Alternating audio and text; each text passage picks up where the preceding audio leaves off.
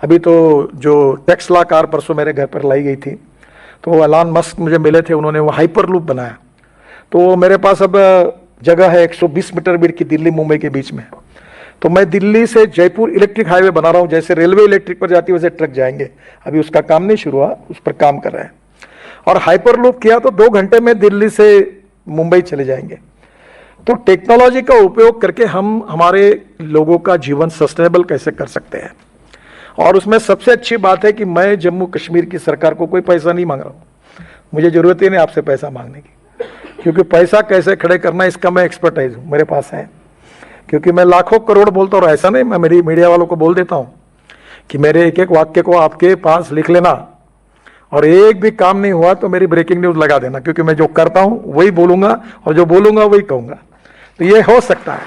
हम कटरा में अभी इंटरमोडल स्टेशन बना रहे हैं, आपने ही सहयोग दिया है, बहुत बड़ा स्टेशन बना है। वहाँ हम लोग लॉजिस्टिक पार्क बना रहे हैं, बस पोर्ट बना रहे हैं, वहाँ पार्किंग प्लेस बना रहे हैं, काफ़ी सुंदर बना रहे हैं। और ये आपके सब स्टेशन के लिए मैंने मनोज कुमार जी को जो बैठे हैं उनको कहा कि मुझे ऐसा आर्किटेक्ट नहीं चाहिए।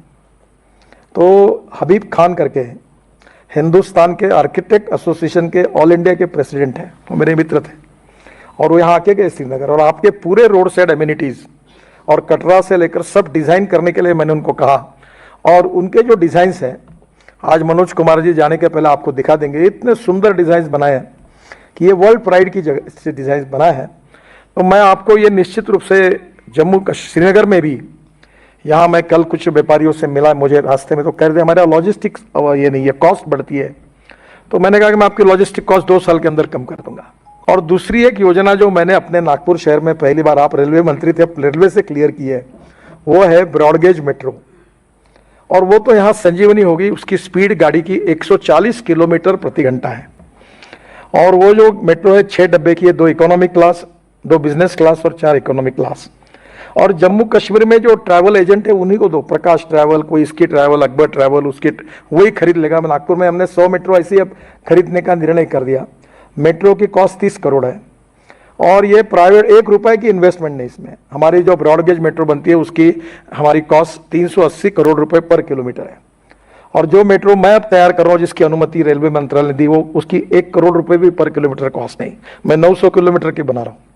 तो श्रीनगर से जम्मू तक जितनी ब्रॉडगेज है उसके ऊपर ये फास्ट गेज मेट्रो ये 1-1 घंटे में चालू हो जाएगी।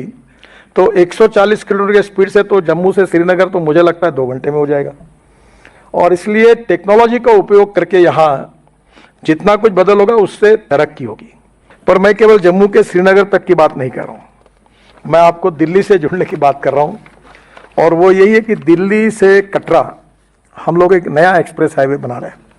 अब मैं ये कहता हूँ तो लोगों को भरोसा नहीं होता, क्योंकि महाराष्ट्र में जो रहे उनको दिल्ली से मुंबई 9 घंटे लगते थे। तो बाद में मैं कह रहा था कि 2 घंटे होगा तो लोग हंस रहे थे, पर अब रोड बन गया तो 1.25-2 घंटे में आते हैं। मुंबई हाईवे पे गया था जो हमने बनाया, 70% काम हुआ है कि दिल्ली से मुंबई 12 घंटे में।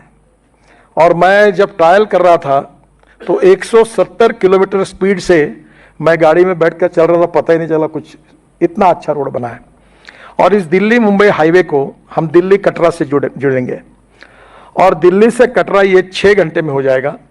और इसमें ये जो हाईवे है इसके बारे में मैं श्रीनगर से भी कैसे इसकी सुविधा मिले, ये भारतमाला परियोजना के अंतर्गत 670 किलोमीटर लंबा दिल्ली कटरा एक्सप्रेसवे दिल्ली से लेकर अमृतसर कटरा से जुड़ेगा। और इस एक्सप्रेसवे के निर्माण के उपरांत दिल्ली से कटरा ये डिस्टेंस 6 घंटे में पूरा हो जाएगा।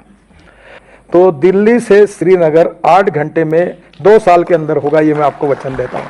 और मैं ये विश्वास रखता हूँ कि देश का किसान ये सब डीजल पेट्रोल का पर्याय दे सकता है। मैं ये 9 से बोल रहा हूँ, अब सब लोग देश में बोल रहे हैं, सब इसको मान्य कर रहे हैं।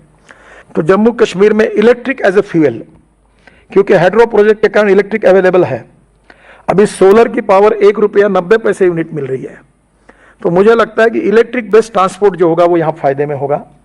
तो यहाँ कल मैं उनको पूछ रहा था कि हमारे देश में, वर्ल्ड में न्यूजीलैंड से एप्पल क्यों आते हैं, हमारे यहाँ साइबेरिया से क्यों आते हैं। तो उन्होंने कहा कि मैंने बोला वो हम अभी करेंगे।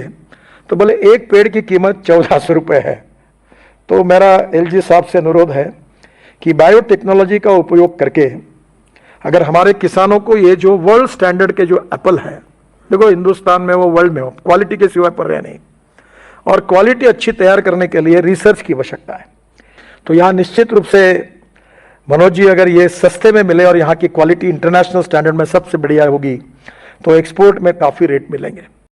और अभी तो मैं देश में 4-5 जगह पर ऐसे ब्रिज बना रहा हूँ कि नीचे में 8 लेन रोड, ऊपर में 6 लेन ब्रिज फर्स्ट लेवल, फिर उसके ऊपर में 6 लेन ब्रिज सेकंड लेवल, और उसके ऊपर से ये पब्लिक ट्रांसपोर्ट सिस्टम और इलेक्ट्रिक पुणे में बना रहा हूँ, शिरूर से लेकर वाघोली तक 50 किलोमीटर, चेन्नई में बना रहे हैं। मैंने खुद नागपुर में अपने शहर में, मेरी कॉन्स्टिट्यूंसी में, नीचे में रोड, ऊपर में ब्रिज और ऊपर में मेट्रो। तो ये टेक्नोलॉजी बहुत बदली हुई है। तो आपके यहाँ भी हम लोग इसका सबका उपयोग करना चाहते हैं। तो ये ropeway, cable car, funicular railway की, जैसे मनोज जी हिमाचल प्रदेश ने जो पॉलिसी पास की वो आप बुला लीजिए, और वो करके अगर आप मुझे देंगे तो जितनी रोपवे, केबल कार, फनिकुलर आपको कब्जे में बनानी है उतनी बनाने के लिए मैं तैयार हूँ, आपको सहयोग करने के लिए तैयार हूँ। और निश्चित रूप से इससे बहुत टूरिज्म बढ़ेगा और जम्मू कश्मीर के अनेक युवाओं के हाथों को रोजगार मिलेगा। ये एक्सप्रेसवे बनने से मैं इसलिए आपको ये बात बता रहा हूँ कि वर्ल्ड में हमारी हिंदुस्तान की लॉजिस्टिक कॉस्ट 17% है, यूरोपियन कंट्री में लॉजिस्टिक कॉस्ट 12% है, और चाइना में 8% है, और अमेरिका में और वेस्टर्न विशेष रूप से यूरोपियन कंट्री में 12% है, और हमारी 16-17% जाती है, जिससे हमारा एक्सपोर्ट नहीं होता। हम एक्सपोर्ट कर सकते, इतनी अच्छी हमारी क्वालिटी है, प्रोडक्ट है, पर यहाँ से पोर्ट में ले जाने तक इतना दिन लगते हैं, इतना पैसा लगता है, लॉजिस्टिक कॉस्ट के कारण तकलीफ है। तो ये लॉजिस्टिक कॉस्ट को कम करना, ये ट्रांसपोर्ट मंत्री के नाते हमने पहली प्रायोरिटी दी है।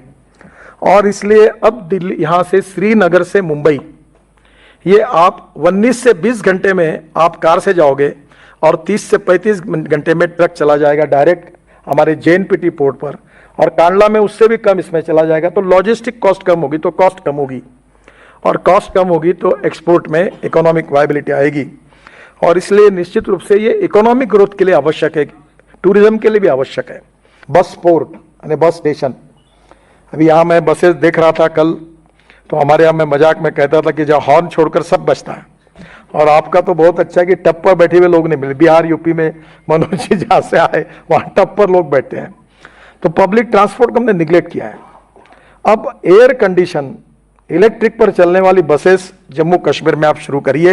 ये मैं ट्रांसपोर्ट मिनिस्टर करके आपको कह रहा हूँ, और ये सस्ता है, टिकट आधा होगा, क्योंकि एक बेस्ट की डीजल की बस जब मुंबई में चलती है तो 115 रुपये किलोमीटर उसका खर्चा है।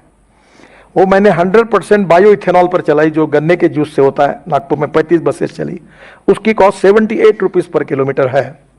और जो इलेक्ट्रिक पर चलती है, पूना में अभी बसेस आई इलेक्ट्रिक की, कल परसों में पूना में ही था, कोल्हापुर कराड़ में, वो बसेस मैंने देखी, वो मैंने ही लाई। वो बसेस की 50 रुपये पर किलोमीटर कॉस्ट है। तो जम्मू कश्मीर की जनता टिकट रेट 25% कम करके 100%, अब एयर कंडीशन की यहाँ जरूरत नहीं है, पर लग्जरी बस में बैठ सकती है। और इसलिए आप इसको निश्चित रूप से करिए। तो एक मेरा आपसे सुझाव है कि अब ये जो हिल स्टेशन है, इसको आप अच्छे आर्किटेक्ट से इसका टाउन प्लानिंग जैसा डिजाइन कर लो। कल मुझे गुलमर्ग में भी देखने को मिला कि जिस प्रकार का क्लीननेस यूरोपियन स्विट्जरलैंड में मिलता है वैसा नहीं है। तो आप उस प्रकार का डिजाइन करके, क्योंकि इस सब के पीछे एक ही विचार है कि जम्मू कश्मीर के जवान लोगों के हाथों को काम कैसे मिले। और टूरिज्म ये ऐसा सेक्टर है कि जिसमें 48% कैपिटल इन्वेस्टमेंट, ये केवल एम्प्लॉयमेंट पोटेंशियल क्रिएट करने के लिए होती है, जिससे गरीबी दूर होगी, रोजगार मिलेगा, इन्वेस्टमेंट आएगी, समृद्धता और संपन्नता